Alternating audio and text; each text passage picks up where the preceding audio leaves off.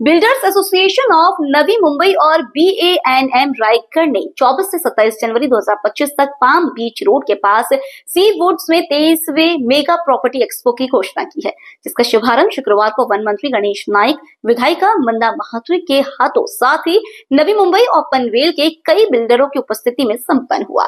इस exhibition में 15 लाख रुपए से लेकर 25 करोड़ तक की विविध प्रकार की संपत्तियां पेश की जाएंगी, जो नवी मुंबई और रायगढ़ के रियल एस्टेट बाजारों को प्रदर्शित करेगी।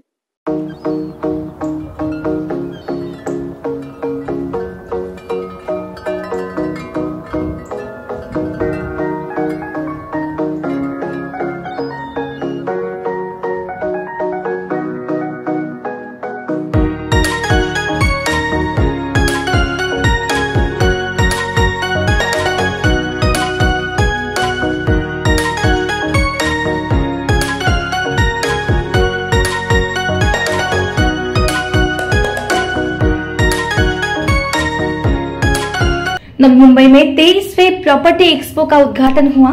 नवी मुंबई जो शहर सपनों का उड़ान भरता है थीम के साथ एक्सपो में क्षेत्र के तीव्र बुनियादी ढांचे के विकास और निवेश के अवसरों पर प्रकाश डाला। 23वां मेगा प्रॉपर्टी एक्सपो भव्य आयोजन की शुरुआत हुई, जिसमें 100 से ज्यादा डेवलपर्स, 300 से ज्यादा प्रॉपर्टीज प्रदर्शित हुई। हर डेवलपर GST मुक्त खरीदारी से लेकर मुफ्त रजिस्ट्रेशन और सीधी छूट तक अनूठी स्पॉट बुकिंग डील्स की पेशकश कर रहा है। एग्जीबिशन में किफायती आवास से लेकर लग्जरी एस्टेट तक एक्सपो जरूरतों की एक विस्तृत श्रृंखला है। इस कार्यक्रम में वन मंत्री गणेश नाइक मुख्य अतिथि के रूप में मौजूद रहे, यह कहते हुए कि इस बार वह आम जनता के लिए किफायती आवास उपलब्ध कराएंगे। उन्होंने यह भावना व्यक्त करते हुए कहा कि यदि किसी भी कार्य को दिल से किया जाता है तो कार्य सफल होता है। निर्माण पेशेवरों की कोई समस्या है, उन समस्याओं पर मुख्यमंत्री देवेंद्र फडणवीस, शहरी विकास मंत्री, इसका समाधान विभाग से माध्यम से किया जाएगा।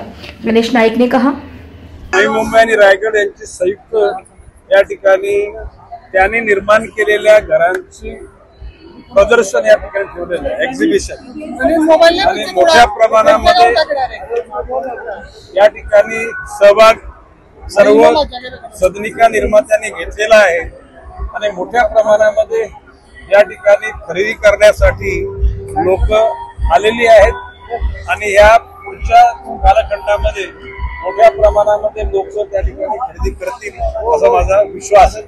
सर, एकंदरीत आपण स्टॉल व्हिजिट देखील केल्या, ज्याप्रमाणे प्रॉपर्टीला एक्झिबिट केलेले आहे, कसं पाहता येईल? मी बघितलं की या ठिकाणी लोकांना चॉईस मिळणार आहे, म्हणजे एखाद्या मोठ्याच गोल्ड सेंटर मध्ये गेल्यानंतर